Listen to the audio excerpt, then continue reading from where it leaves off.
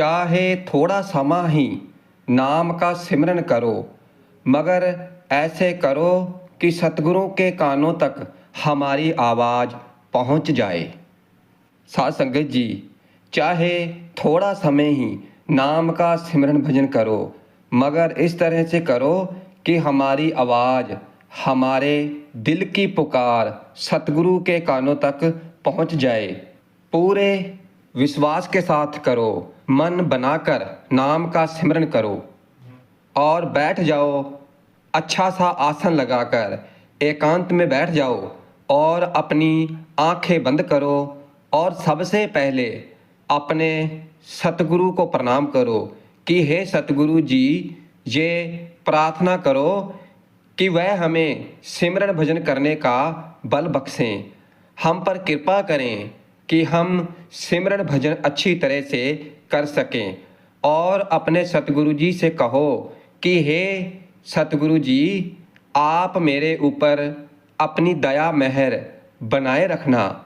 मेरी क्या औकात है कि मैं आपकी भजन बंदगी कर सकूं, ये आपकी दया और मेहर है। सतगुरु जी, आपकी दया दृष्टि हमेशा हमारे ऊपर बना के रखना। सतगुरु जी, सतगुरु को इस तरह से प्रणाम करो, पूरे हृदय के साथ प्रार्थना करें कि ऐसे लगे जैसे सतगुरु जी हमारे सामने बैठे हैं और हम उनसे बातें कर रहे हैं। अंदर पूरा प्यार होना चाहिए, जैसे एक छोटा बच्चा अपनी माँ के आगे प्रार्थना करता है कि हे माता जी, मुझे वो फलानी फलानी चीज़ चाहिए, वो खिलौना मुझे दे दीजिए। एक छोटे बच्चे की तरह, जिद्दी बच्चे की तरह जिद्दी बन जाओ।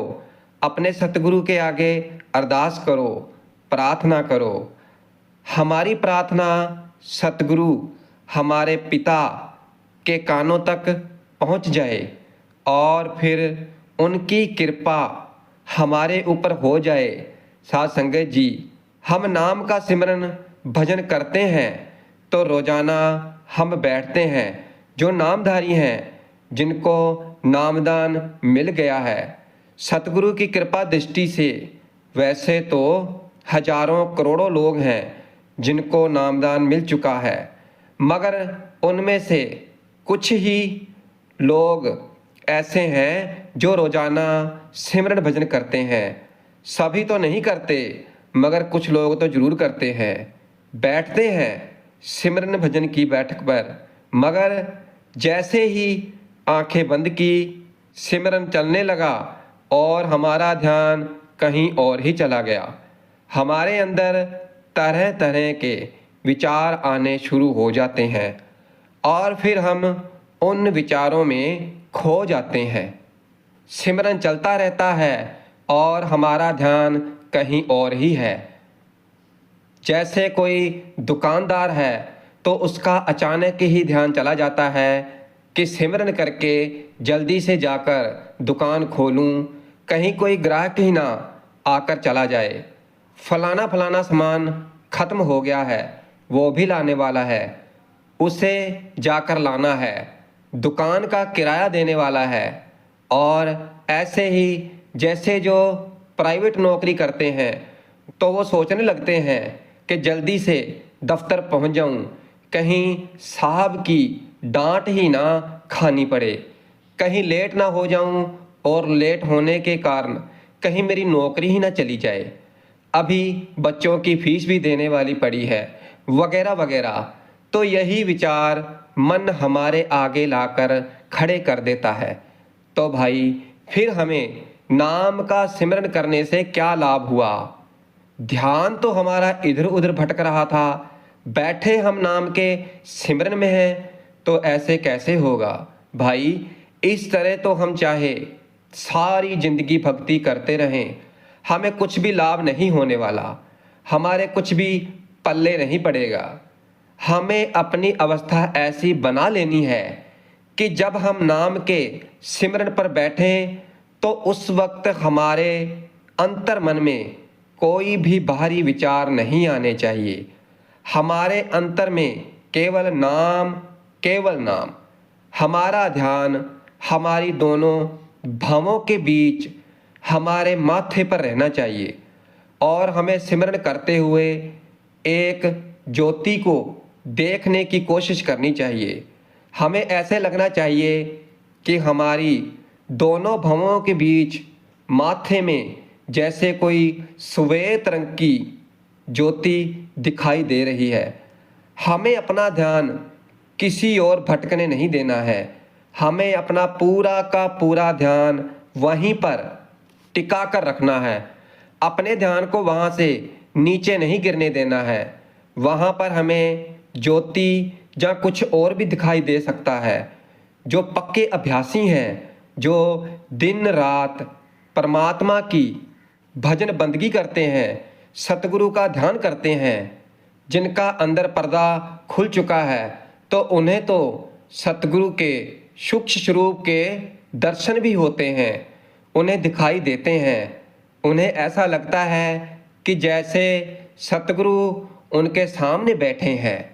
जिनका अंदर पर्दा खुल चुका है, जो परमार्थ के मार्ग पर चढ़ाई कर चुके हैं, उन्हें उस समय तो दर्शन होते ही हैं।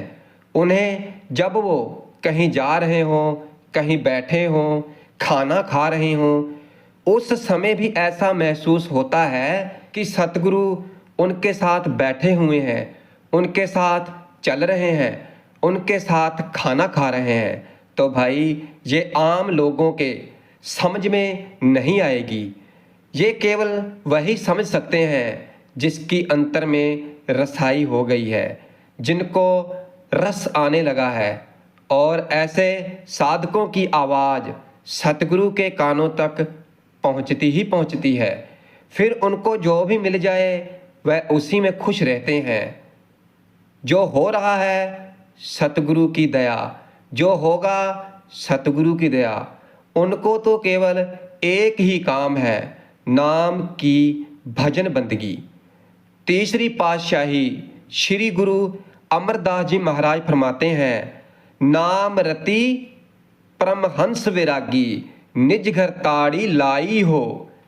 तीसरी पातशाही जी फरमा रहे हैं कि जिन व्यक्तियों की लिव की तार इस नाम के साथ जुड़ जाती है, तो फिर उनको तो उठते बैठते सोते जागते काम धंधे करते हुए यानी कि हर समय नाम भक्ति में ही लगे रहते हैं। और फिर उनको घर बैठे ही सच्चे त्यागियों की और पूर्ण संतों की उपाधि प्राप्त हो जाती है। उनका जीवन फिर हमारे जैसा आम इंसान जैसा नहीं रह जाता। वो सतगुरु के प्यारे शिष्य बन जाते हैं और उनकी आवाज़ सतगुरु के कानों तक पहुंचती है।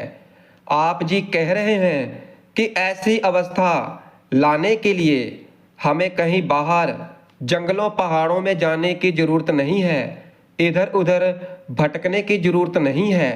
हमारी ऐसी अवस्था अपने घर में रहते हुए भी आ सकती है, अपने परिवार में रहते हुए भी बन सकती है। हमें अपना घर बार छोड़ने की ज़रूरत नहीं है, हमें अपनी जिम्मेवारियां भी निभानी है। मगर हमारा हाल देख लो, थोड़े से जीवन में दुख आए नहीं कि हम दुखी हो जाते हैं और परमात्मा को सतगुरु को भूल जाते हैं और दोष देने लग जाते हैं कि परमात्मा ने तो सारे दुख हमारी ज़िंदगी में ही लिख दिए हैं। पता नहीं हमारे कौन से कर्म बुरे हैं जो हमें इतने दुख झेलने पड़ रहे हैं। फिर हम दोष देने लग जाते हैं परमात्मा को, सतगुरु को। हमसे पता नहीं ऐसा क्या हो गया। तो भाई हमारे इन सभी दुखों का कारण क्या है? हमारे इन सभी दुखों का कारण है हमारे पाप, जो हमने पिछले जन्मों में बुरे कर्म किए हैं, पाप किए हैं, तो उनको आज हम भुगत रहे हैं।